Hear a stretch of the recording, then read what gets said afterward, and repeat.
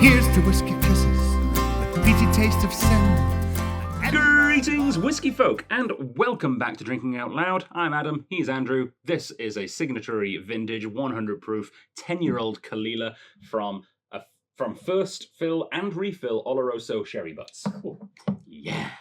This is part of a series of 8 little videos that we're releasing today because we've just had a Signatory tasting, the first ever here at the Strath. This is one of the ones that I teased to a few people in advance as an idea of like the kind of interesting stuff we're getting and the value that we're getting.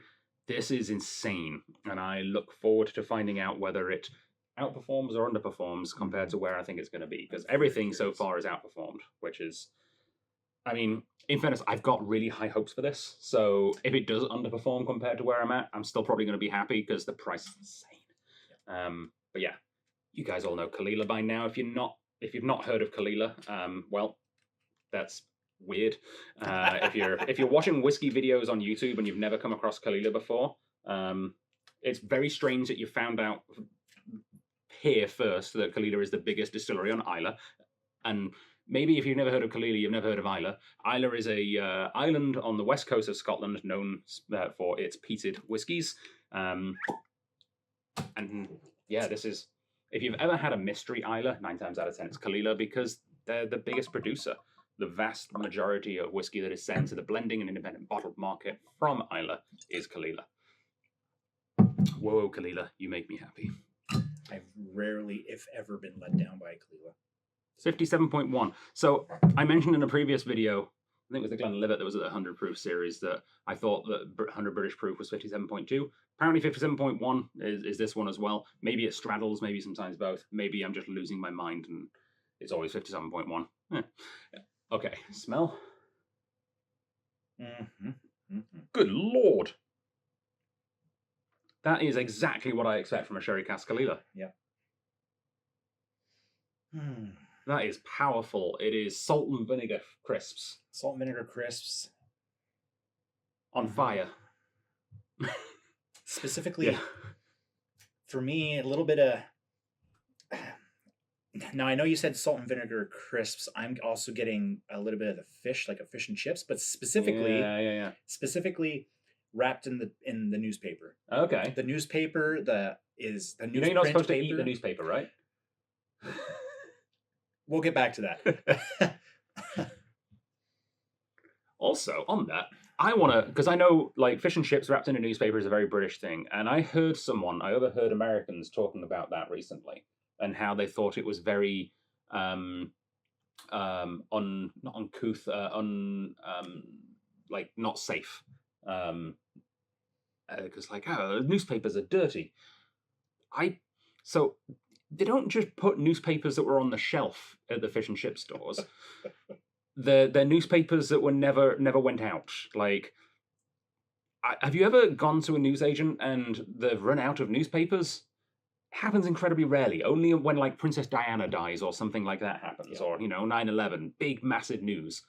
Most of the time, there's a massive surplus of newspapers that get printed, and when you are a corner store in the UK, for example, you have big wrapped up bundles of unused newspapers. And what you do is one I was familiar with, you actually had to weigh them and send a photograph of the still wrapped up things, and you weigh them and you send the weight to the newspaper company, and they reimburse you for all the unsold newspapers. I didn't know that. And then you can recycle them, you can give them away to a fish and chip store, you can do what you want. But they're clean. They've not been rifled through. It's not recycled. It's not from someone's trash can. Right. Anyway. And you also have a layer of non-newspaper in between. You don't wrap it straight into the newspaper. Yeah, exactly. Anyway, newspaper. It smells like newspaper. Yeah. It smells also like Frank's Red Hot sauce, but without the heat. Like it's got that vinegary pepperiness. Mm-hmm. And for myself, all the nose I'm getting too is almost like it's covered in a fine musty film. You know, there's like that attic-y mustiness and like kind of coating the nose. Now, the classic Caol Ila note, which I'm searching for here, but not quite finding, and I'm wondering if there's something adjacent that you might be coming across, is bacon-wrapped scallops. Right? Yeah. And I'm not quite finding that. It's more like yellow smoked cod wrapped in bacon. Yeah. Yeah. Yeah. God, I love yellow smoked cod. Or cold smoked cod, I think it's called here, is it? Yeah. Yeah. But it's yellow for some reason. I never understood what makes it yellow. How does it become yellow? I never questioned it until now. Delicious. Yeah, it's delicious and it glows in the dark. Who cares? I don't know.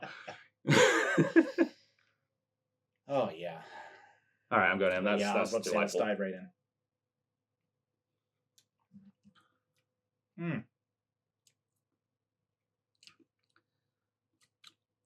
The finish is a little shorter than I wanted it to be. Well, no, because it's still going. It's not short. It just has a drop off. It's not a linear finish. It's like a whee and fade out. For me, at least. Mm-hmm. Definitely get that Caol Ila peated punch at the beginning. Yeah, it's so powerful at the beginning, and then it sort of drops and then lingers. It's almost like the peat takes a bow and makes room for that sherry sweetness. Yeah. It's definitely on the younger Caol Ila taste. There's none of that tropical fruit that you get in older Caol Ilas. Has a slight metallic tinge to it that is not unpleasant because of the smoke. It feels like it fits with everything else around it. But yeah, it's really, really good. I'm very happy that I bought 4 cases of this one. Yes. I think 24 bottles will not last long because the price of this basically cask strength, 57.1% small batch sherry cask Caol Ila is $110.35, which means at 10% off for all Whisky Folk members right now, it is $99.32. That's obscene. That is fully obscene. So yeah, there's a chance it never made it to the website. There's a chance we sold 24 bottles to the 40 people that are coming to the tasting on Thursday. But yeah, check out strataliquor.com if you want to take a look, see if it's still there. I think this would score 4.3. 4.4? 4.3. 4.3. I'm going to give it a 4.1. Yeah? It's exceptionally good. I don't but 4.1. Smoky and earthy, certainly. Yep, definitely. And we'll throw up on screen right now what our members thought of it. This is the official Whisky Folk score. We don't know what it is yet because it hasn't happened yet at time of recording. But yeah, let's we'll have a chat in the comments about it. Let us know what you thought about it if you managed to try it. Let us know if there's other Signatory whiskies you'd like us to bring in the future, because we look forward to bringing in more varied, wonderful Signatory single malts and single grains and blends and all kinds of wonderful Scotch whiskies from Signatory and Pitlochry. All right. Thanks for coming on, Andrew. Been a pleasure having you. Of course. We'll see you guys on the internet. Bye. Find your way